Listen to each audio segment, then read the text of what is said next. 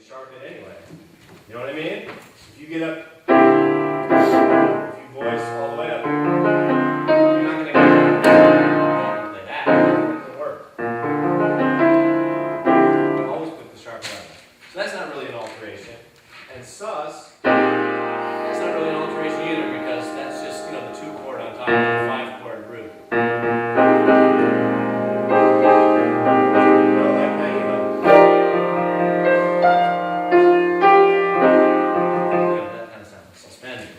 So that's not really altered either. So really the key note is the 13th. Is it natural or is it flat? Okay, so look, example 1. We had a natural 13. It's diminished. But the next one, 13 is flat. In nomenclature it usually says sharp 5, but sometimes it says flat 13. It's the same thing. That's when you use the diminished whole tone sound, right? If you were to play a scale, that's not diminished.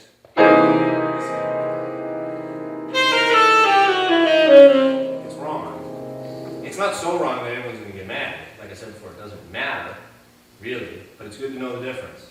So if I hear a piano player coming from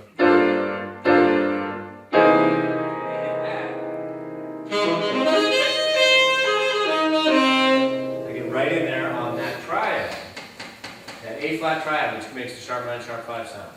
Does that make sense, guys and girls? Yes? No. Lost somebody there? Is this just stuff you can memorize like the cycle? Like just drill like that? You have to sit down at the piano and play 1, 3, 5. I mean, yeah, 1, 3, 7. Because look, if you have the bass player playing the root and the piano player is playing the root.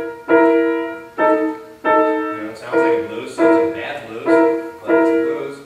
All you need is a 3rd and 7th, and then you've got the chord quality. After that, it's up to us. Yeah. Right? So you should sit down and get familiar with these sounds. I also put the sharp 11, even though Charles McPherson says that's not an alteration. And I put the total tritone triad there. That equals flat 9, flat 5.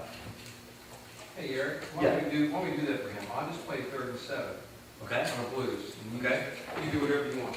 Okay? I won't do anything but play a root 3rd and 7th. What key you want? E flat, I guess. Or you could actually just comp a blues. You just play a blues the way you're going to, and I'll just throw this stuff in there anyway. Okay. You know, throw some triadic stuff. 2, 3, 4.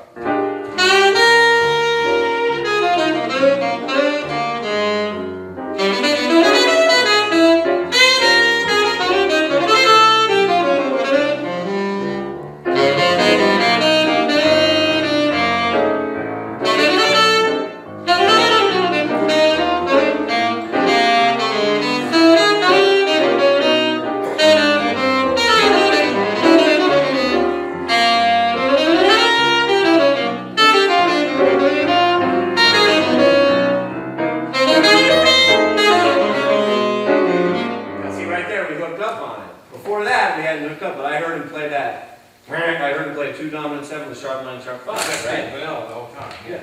Before that, I was throwing the stuff on top, but right there I heard him. I didn't know what I was going to play for that because I was just throwing triads in at random. And that's what I'm talking about. It didn't really matter. It just sounded kind of weird, but I heard it and I said, oh, okay, I'm going to get on that one. So that's the kind of thing you want to start getting yourself used to. Like, did you like memorize like two major equals element or? Like, Well, I can't tell you how I practiced, what mnemonic, I can't get this word right, mnemonic device I used. Anything that works for you is good, but the point is it's just repetition, repetition, repetition, so that you're able to get these sounds in. Can you play tune-up for a second? It might even be easier if you take a tune like tune-up where you just have 2, 5, 1, and then 2, 5, E minor, A, B, E minor, G, C, C, F, B flat. You know, I would say to myself, every time I get to the 5 chord, I'm going to play the 13, flat 9, triad voicing to make the resolution. Right. 1, 2, 3.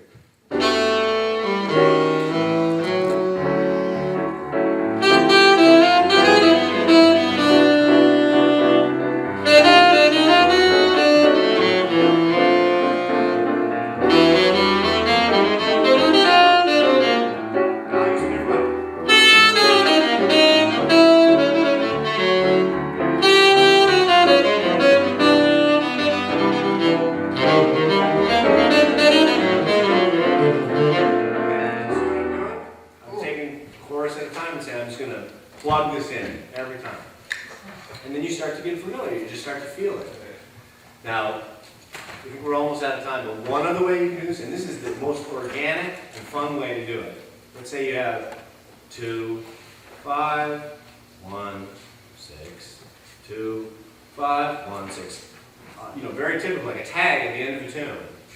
Or, I mean, that kind of progression is occurring in 90% of the tunes we have out there. But you just pick a key. So I'll say, all right, I'm in concert E flat. So I'm going to go F minor, B flat, E flat, C. But instead of E flat, sometimes I might go to G minor instead, right? I might go 2, 5, 3, 6, 2, 5.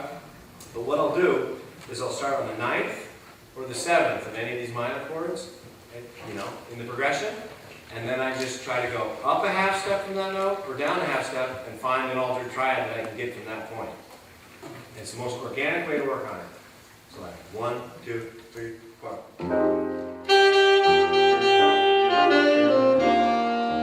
Just play it inside first so you get the sound.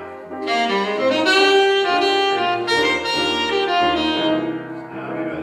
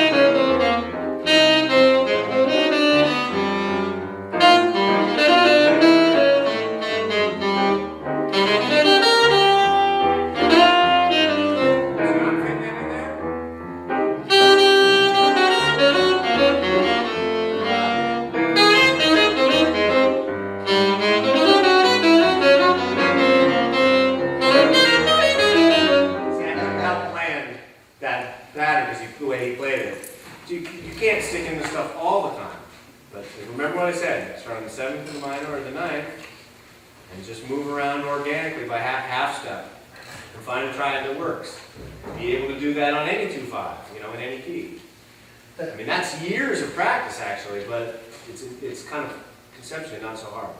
The half step that you're taking, say, from, does that then become the third of that triad? Not necessarily. Okay. Because if I went,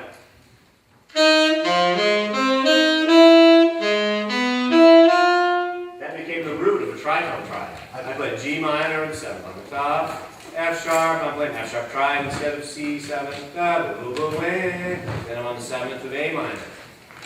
But the F sharp is the third of the C, that's the substitution, right? Instead of the C. The F sharp is the root, it would have been a sharp 11 of C. Yeah, sharp 11, right. Okay? Yeah. Hey, for that matter, you start on the 11th of the minor, you can move from there too. Play that one more time, Mike? 2, great. So that's giving me another try. Then I am on the 3rd of that chord. Yeah, right. You're singing right into concert B major triad there. Yeah, that's a very organic way to practice, so slowly. Okay? And the rest of the handouts, that's stuff that we've basically gone over. That's just to refresh your memory and give you some such practice. All right, guys? Thanks. Thank you.